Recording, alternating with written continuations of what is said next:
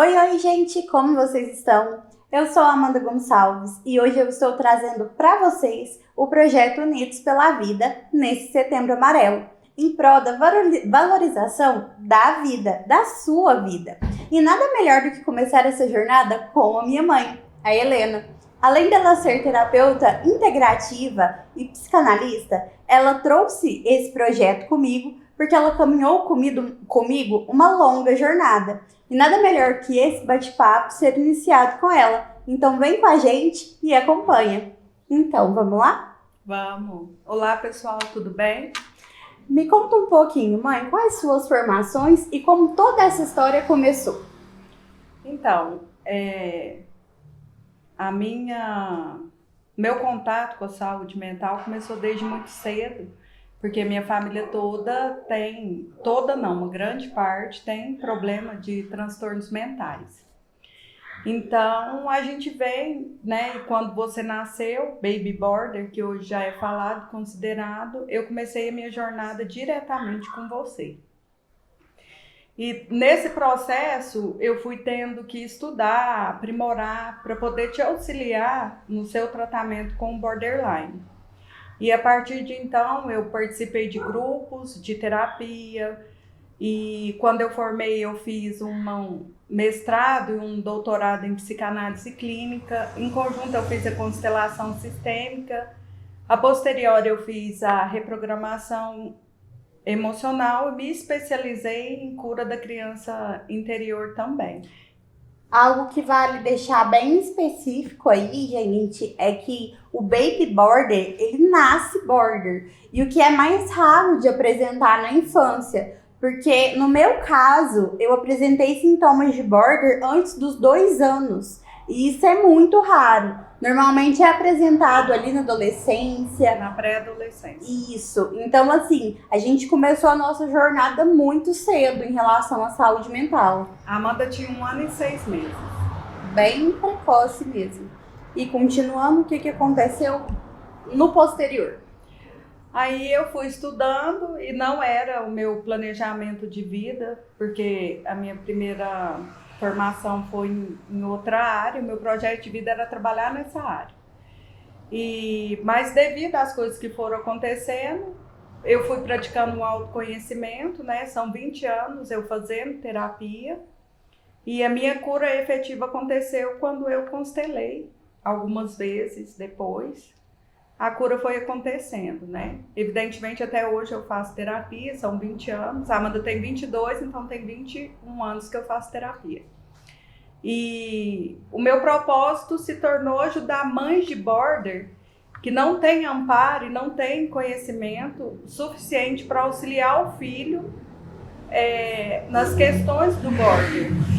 Porque o border, ele tem muitos traços narcisistas e eles manipulam as mães e fazem com que as mães se sintam culpadas e vira aquele ciclo de codependência muito grande e de abuso emocional, né? Então a teoria do border é uma coisa, quem convive com o border é outra coisa.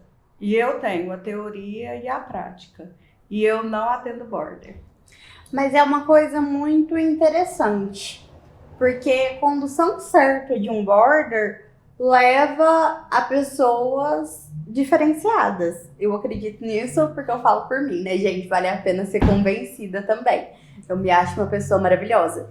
Mas, assim, tudo vai do que é a sua consciência, de pais conscientes. E essa maternidade consciente muda muita coisa. Lógico que hoje você é profissional da área, você atende pessoas com bipolaridade, depressão, ansiedade, entre outros transtornos, né? Até mesmo sem transtornos que buscam autoconhecimento, que eu acho muito importante, acho que todo mundo devia se autoconhecer. Mas tudo isso causa uma maternidade consciente. E o que eu acho que a gente podia trazer um pouquinho disso aqui, hoje aqui. O que você julga ser uma maternidade consciente, para você contar um pouquinho aqui?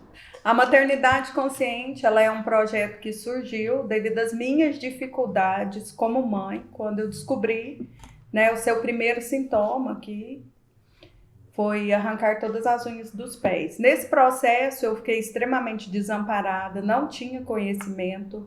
O border era uma doença não falada, né? Era uma doença que a gente quase não ouvia falar, nem sabia que existia.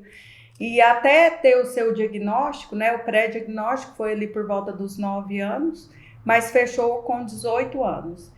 Então, durante esse tempo, eu tive que fazer muita terapia, procurar muita ajuda. E o amparo, a mãe do border, a família do border, ele é muito ruim.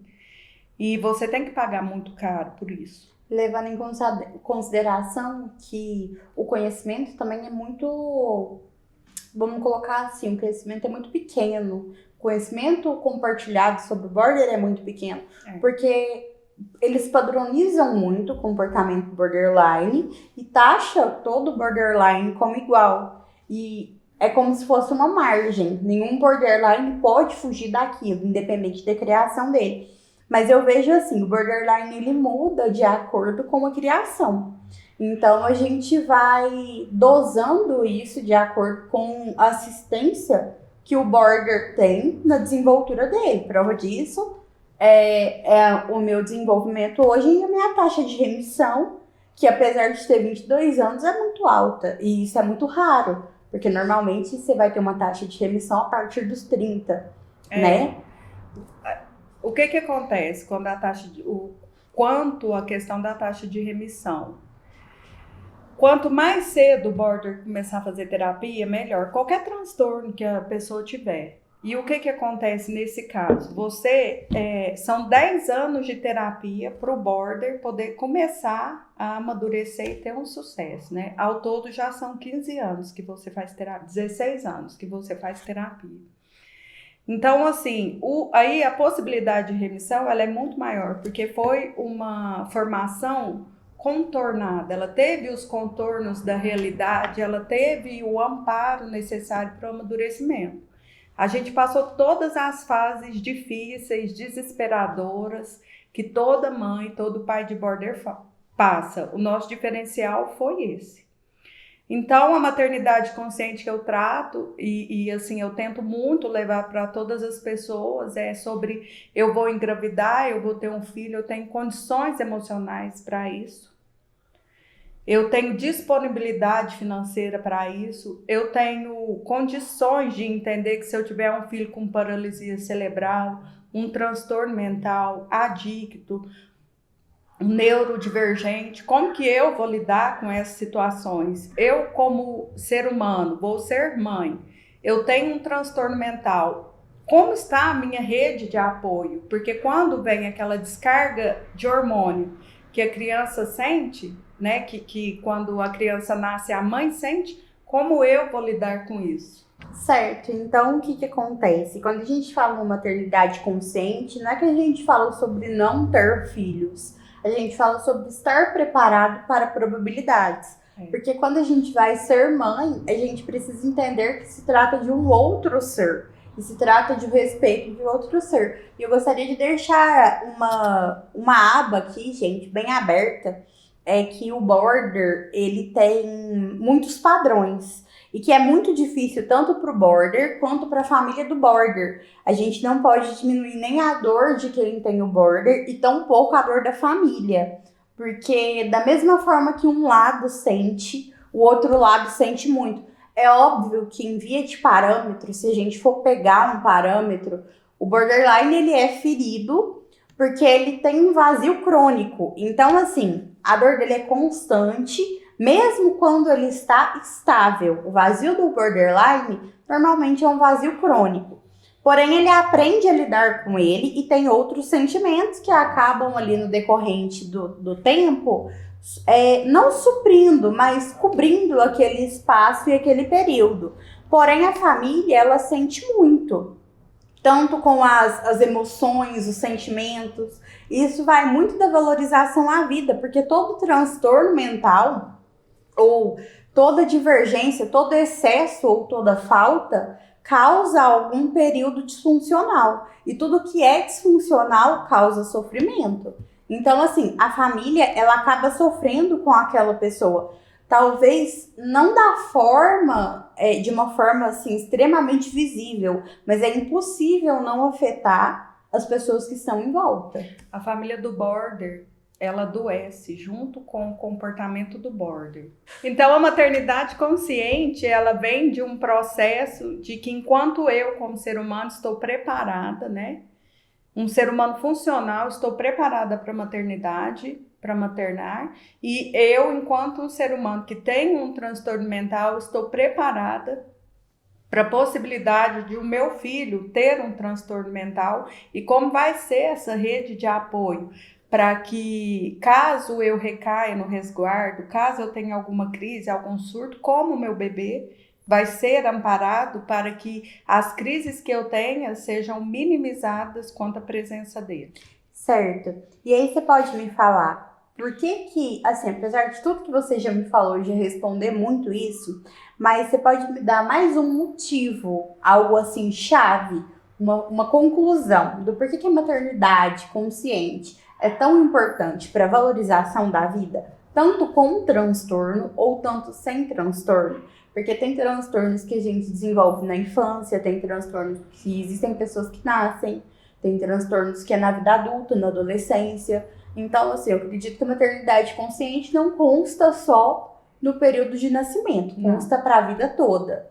Então, assim, qual que é a chave final e por que ela é tão importante para valorizar a vida? Quando os nossos filhos nascem, a gente comete um equívoco em projetar neles as nossas idealizações e coisas que nós não conquistamos durante a nossa vida, né? Eu diria que 90% dos pais fazem isso. E a maternidade consciente, ela vem da capacidade que o ser humano tem de lidar com si mesma, do autoconhecimento e as frustrações. Sim. Então eu tenho, por exemplo, eu tenho 3 filhas, né? 2 filhas minhas têm transtorno. Uma é neurodivergente e você é transtorno de personalidade. Então, assim, se eu projeto na minha filha uma coisa, nas minhas filhas, uma coisa que eu queria, elas não vão fazer. Porque elas têm toda uma atmosfera que elas têm que equilibrar, que elas têm que se ajustar, o autoconhecimento que tem que ser desenvolvido para poder viver a vida delas e ser feliz. E a partir do momento